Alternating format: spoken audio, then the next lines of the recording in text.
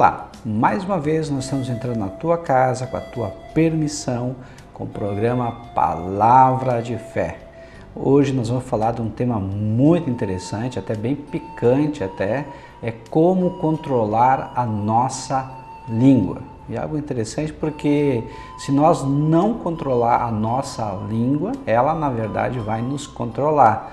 Isso já fala em Tiago capítulo 3, versículo 5. A língua é um elemento tão pequeno, e é comparado com o fogo, que coloca, por exemplo, toda uma floresta abaixo, queima toda uma floresta imensa.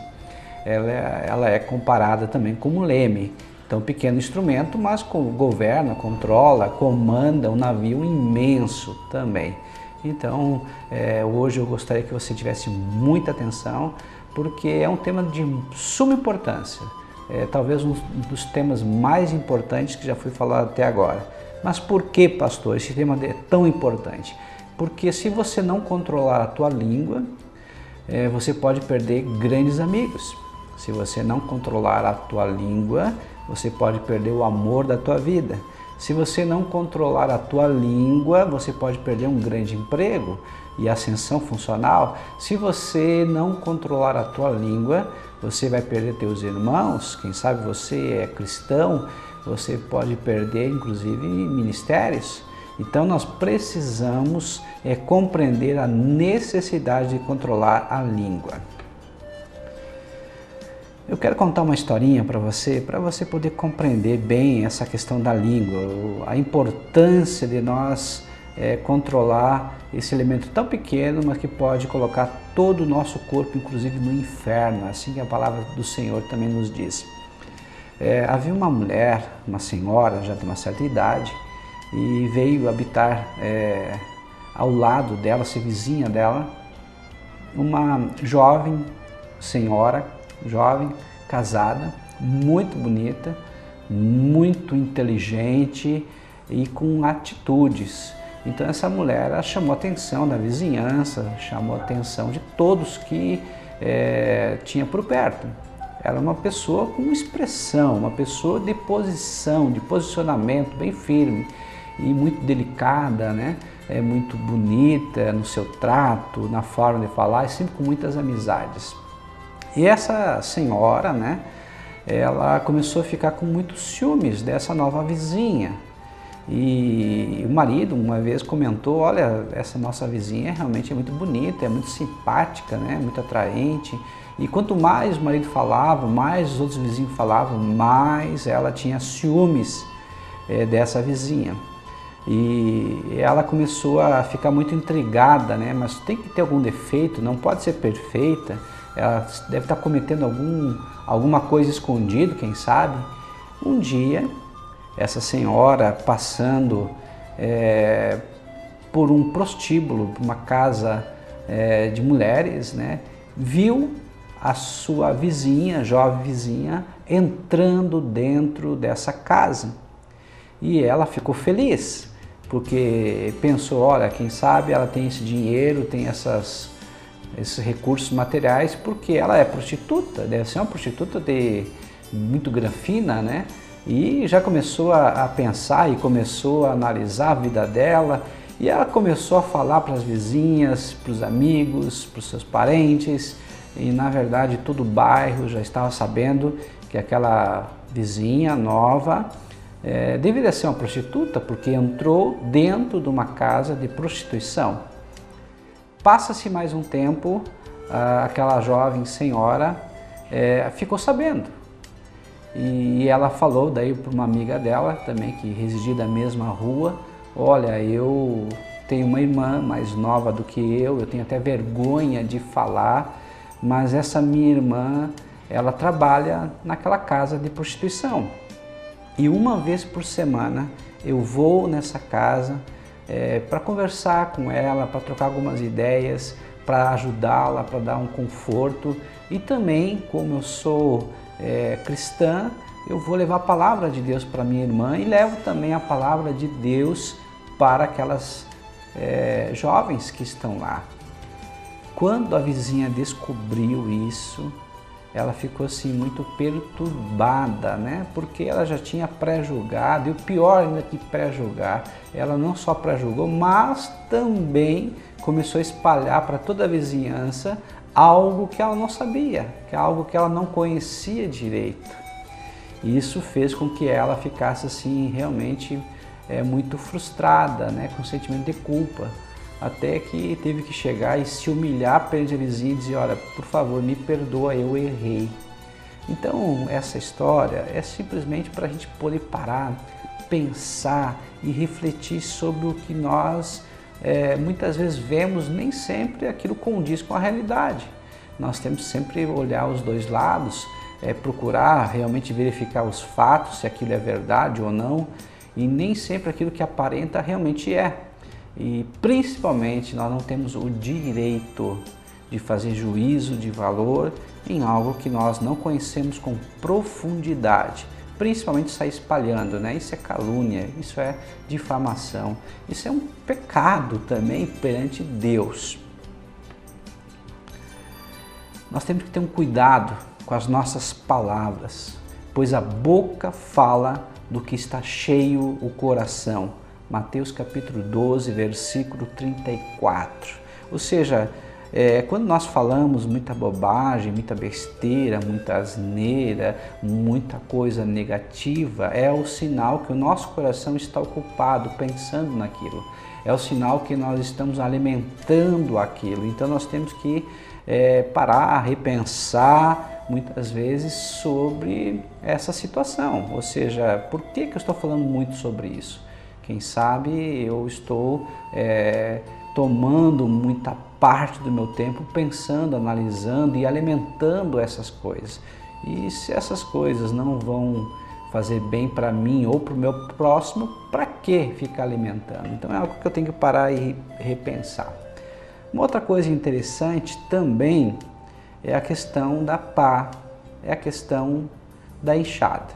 A enxada nós sabemos que ela puxa, né, para si, ela tem um movimento que puxa para si, e a enxada joga, né, para outros lados. Então, nós podemos também ser comparado com uma enxada ou com uma pá. Por que isso, pastor? Muito simples, eu vou te explicar. Talvez você esteja pensando, poxa vida, essa palavra era para o meu marido, essa palavra é para minha esposa, essa palavra é para os meus filhos, essa palavra é para os meus pais, essa palavra é para alguém que eu conheço. Será? Realmente será? Será que essa palavra talvez não seja para você? Então, se essa palavra é para você, sinta-se e veja-se como uma enxada. Agora, é claro que se essa palavra não servir para você, talvez você possa ajudar outras pessoas, mas então você vai espalhar, você vai jogar para outras pessoas, também vai servir, porque tem muita gente que acaba pecando e peca feio nesse sentido da língua, não controlar a língua. Algo muito interessante sobre o poder das nossas palavras, né? Ou seja, as nossas palavras têm um poder. Então a língua tem um poder sobre a vida e sobre a morte. Os que gostam de usá-la comerão do seu fruto. Provérbios 18, 21. O que é isso? Muito simples. Significa que com a tua língua, com as palavras que saem da tua boca, você pode ser uma fonte de vida ou uma fonte de morte, uma fonte de bênção ou uma fonte de maldição. Você pode levantar alguém ou você pode destruir alguém, ferir alguém. Às vezes uma palavra maldita, mal colocada, colocada de uma forma imprópria, colocada com rancor, com fúria, com raiva, pode machucar muito mais que um tapa, que um soco. Então, nós devemos sempre amar as pessoas e jamais procurar feri-las. Então, precisamos sempre usar a palavra certa na hora certa. As palavras também são como uma semente, ou seja, nossas palavras são como semente no mundo espiritual. E os anjos de Deus e os demônios são como lavradores que as pegam, plantam e aguardam a colheita. Deus, quando fez o mundo através da sua palavra. E a coisa interessante, né? Ele nos deu também, dentro de nós, uma possibilidade de criar ou destruir através também das palavras. Nós somos feitos à imagem e semelhança de Deus. Então, com as nossas palavras, nós podemos levantar alguém, nós podemos fazer com que alguém caia, nós podemos ajudar, consolar, confortar ou o contrário. Então, nós temos que entender que toda vez que nós estamos falando, nós estamos plantando em alguém e plantando uma boa ou uma má semente. E que tem anjos ou demônios que vão pegar essas palavras, vão plantar, vão regar e vão aguardar a colheita. E nós vamos ter que comer essa colheita, mesmo a contragosto. Então nós temos que tentar evitar de falar bobagem, de falar coisas que realmente não edificam. A palavra de Deus diz que Deus abomina os pecados da língua. Provérbios capítulo 6, versículo 16 ao 19, diz assim: estas 6 coisas aborrece o Senhor, e a 7ª a sua alma abomina. Ou seja, tem 6 coisas que Deus detesta, aborrece, não gosta, mas a 7ª é a pior de todas. E nós vamos ver que dentre as 7 coisas que Deus aborrece, abomina, a última também, que é a pior de todas, 3 delas são pecados da língua. Olha só: os olhos altivos e língua mentirosa, mão que derrama sangue inocente, coração que maquina pensamentos viciosos e pés que se apressam a correr para o mal, e testemunha falsa que profere mentiras, e o que semeia contendas entre irmãos. Então nós temos aqui a língua mentirosa, testemunha falsa que profere mentiras, e o que semeia contenda, briga, divisão entre os irmãos. Das 7 coisas que Deus abomina, 3 estão ligadas intimamente com pecados da língua. Talvez você diga: mas pastor, eu sou religioso, eu não procuro fazer essas coisas. Muito bem, olha só o que a palavra de Deus diz em Tiago 1:26. Alguém está pensando que é religioso? Uma boa pergunta. Se não souber controlar a língua, a sua religião não vale nada. E ele está enganando a si mesmo. Que palavra dura, né? Tiago 1:26, na nova tradução da linguagem de hoje. Ou seja, se eu penso que eu sou religioso e não controlo a língua, para Deus, a minha religião não vale nada. É algo para a gente parar, pensar, repensar, né, sobre essa situação. Então a Bíblia nos dá alguns conselhos, né?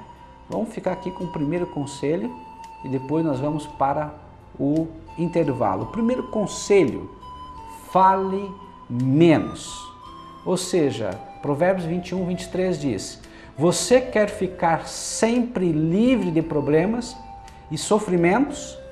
Fale o mínimo possível e tome sempre cuidado com as suas palavras. Provérbios capítulo 21, versículo 23, na Bíblia Viva, tradução Bíblia Viva. E olha só Provérbios 13:3.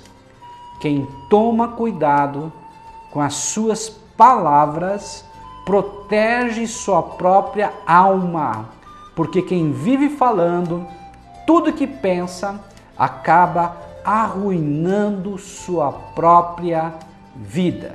Que coisa séria, né? Quem fala demais acaba arruinando a sua própria vida. Nós vamos agora para um breve intervalo e logo voltaremos.